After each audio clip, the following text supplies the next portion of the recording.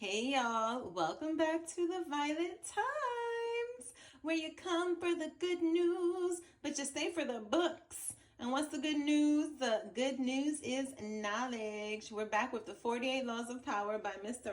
Robert Greene. Bam! And let's get into law number 2.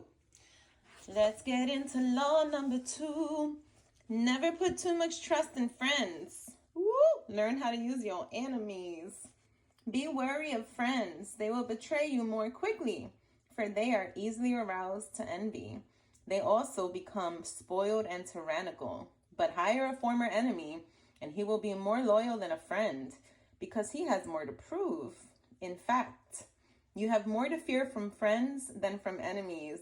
If you have no enemies, find a way to make them. Okay.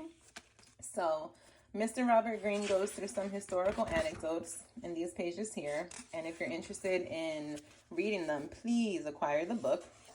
Let's get into some of the interpretations. But first, I love this quote that he included here. In a speech Abraham Lincoln delivered at the height of the Civil War, he referred to the Southerners as fellow human beings who were in error.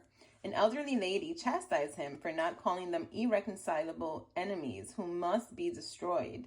Why, madame, Lincoln replied, do I not destroy my enemies when I make them my friends? It is natural to want to employ your friends when you find yourself in times of need. The world is a harsh place, and your friends soften the harshness. Besides, you know them. Why depend on a stranger when you have a friend at hand? The problem is that you often do not know your friends as well as you imagine. Friends often agree on things in order to avoid an argument. They cover up their unpleasant qualities so as not to offend each other. They laugh extra hard at each other's jokes. Since honesty rarely strengthens friendships, you may never know how a friend truly feels. Friends will say that they love your poetry, adore your music, envy your taste in clothes. Maybe they mean it. Often they do not. When you decide to hire a friend, you gradually discover the qualities he or she has kept hidden. Strangely enough, it is your act of kindness that unbalances everything. People want to feel they deserve their good fortune. The receipt of a favor can become oppressive. It means you have been chosen because you are a friend, not necessarily because you are deserving. There is almost a touch of condescension in the act of hiring friends that secretly afflicts them. The injury will come out slowly, a little more honesty, flashes of resentment and envy here and there, and before you know it, your friendship fades. The more favors and gifts you supply to revive the friendship, the less gratitude you receive. Ingratitude has a long and deep history. It has demonstrated its powers for so many centuries that it is truly amazing that people continue to underestimate them. Better to be wary. If you never expect gratitude from a friend, you will be pleasantly surprised when they do prove grateful. The problem with using or hiring friends is that it will inevitably limit your power. The friend is rarely the one who is most able to help you. And in the end, skill and competence are far more important than friendly feelings. Your enemies, on the other hand, are an untapped gold mine that you must learn to exploit. As Lincoln said, you destroy an enemy when you make a friend of him. In 1971, during the Vietnam War, Henry Kissinger was the target of an unsuccessful kidnapping attempt, a conspiracy involving, among others, the renowned anti-war activist priests, the Berrigan brothers, 4 more Catholic priests, and 4 nuns. In private, without informing the Secret Service or the Justice Department, Kissinger arranged a Saturday morning meeting with 3 of the alleged kidnappers. Explaining to his guests that he would have most American soldiers out of Vietnam by mid-1972, he completely charmed them. They gave him some kidnap Kissinger buttons, and one of them remained a friend of his for years, visiting him on several occasions. This was not just a one-time ploy. Kissinger made a policy of working with those who disagreed with him. Colleagues commented that he seemed to get along better with his enemies than with his friends. Without enemies around us, we grow lazy. An enemy at our heels sharpens our wits, keeping us focused and alert.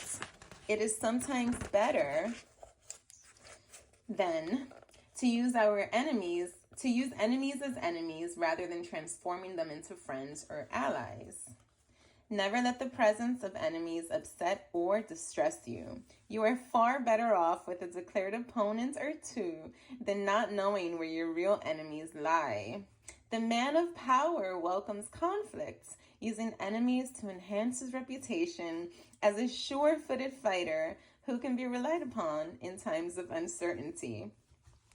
Now, the other side of the coin, the reversal to this law, says as follows.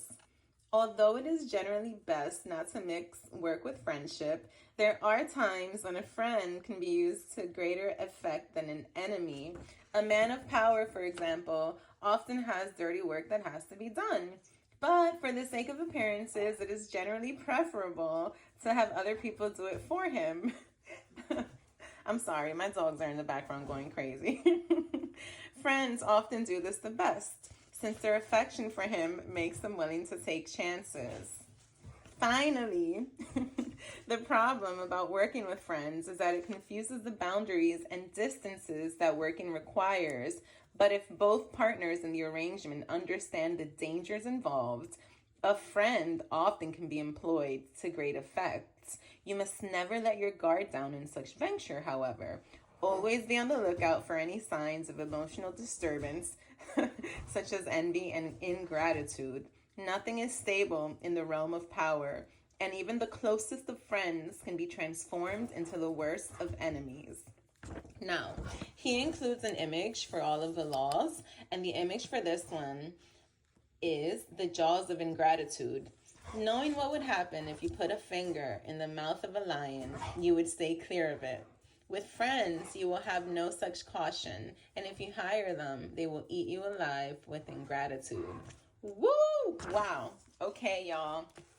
I want to know your reflections after hearing this law. I will share my reflections in some following videos. I'm not sure if it's going to be the next one or the one after that, but this was an interesting law to me. Not to get too personal, but I have experienced things with friends that, I've tried to help and it's backfired. Let me know if you've experienced the same. Let me know how you feel about this. And I'm looking forward to seeing you next time for law número 3. Ciao, ciao, my beautiful people.